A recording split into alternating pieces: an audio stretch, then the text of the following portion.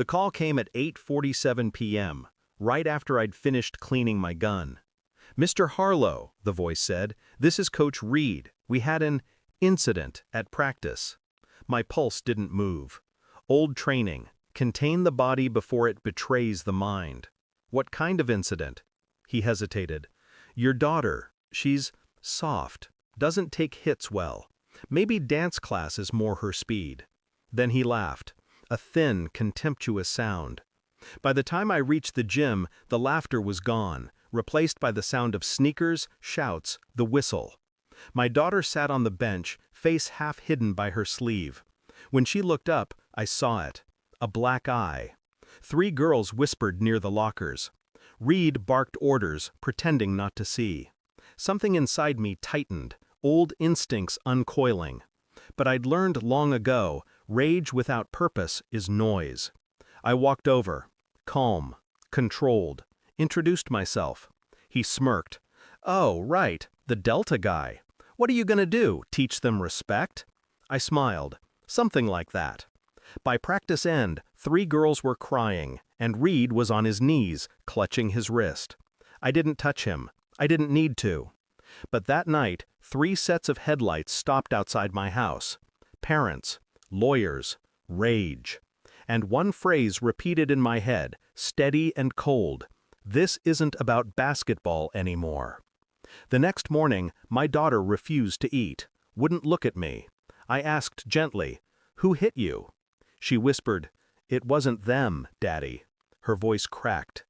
"It was Coach Reed." My jaw went still. She said it happened after practice, when everyone had left. He'd grabbed her arm, called her weak, told her if she wanted to stay on the team, she'd better learn to obey. I asked no more. Something fractured quietly inside me, like the faint snap of a branch before the fall. I'd seen monsters before, killed some, buried others, but this was different. This one lived among us, and worse, his voice still echoed in my head, smug, taunting. I knew what I wanted to do, but I also knew what I had to do. Emotion clouds judgment. Anger leaves evidence. So I started where I always start, with observation. For 3 days I followed his routine. He left the school at 5:12 p.m., drove 10 minutes to a small bar called the Dugout, drank until 7, then home, to a neat suburban house, 2 cars, and a wife who never smiled.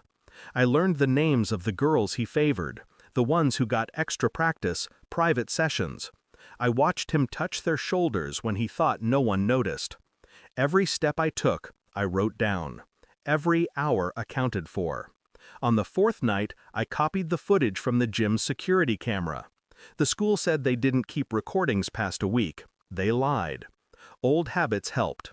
Entry, extraction, silence. I replayed the footage frame by frame. There he was, Reed, standing too close, leaning in, hand on my daughter's face. Her recoil, his smirk. That was all I needed. I didn't storm the school. I requested a meeting. When I arrived, the principal was waiting. Reed sat across from me, confident again, lawyer beside him. I placed a flash drive on the table. "Play it," I said. The room went silent except for the hum of the screen. Then the video began. Reed froze. His lawyer whispered, "Turn it off." I didn't move, didn't blink. When the clip ended, Reed's face had drained of color. He said, "You can't." "I already did," I said quietly. The principal looked sick. HR followed protocol, suspension pending investigation. But I wasn't interested in punishment. I wanted exposure, the kind that never fades. I uploaded the footage to the parents' group chat. No caption, no threats, just truth. That evening, Reed showed up at my door, drunk, shaking. "You ruined me," he shouted. I opened the door wider. "No, coach, you did." He swung at me, sloppy, wild. I didn't move until he stumbled, catching himself on the railing.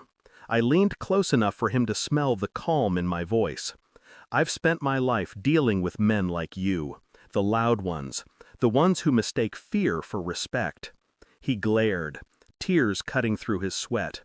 "What do you want?" he whispered. I smiled faintly.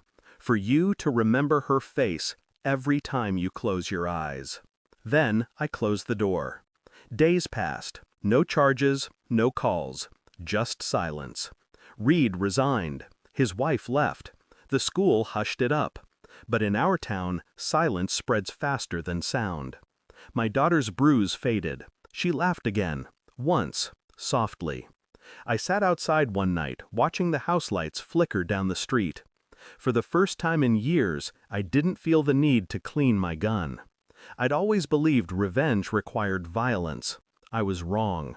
Sometimes all it takes is truth, delivered cold. I exhaled, long and quiet.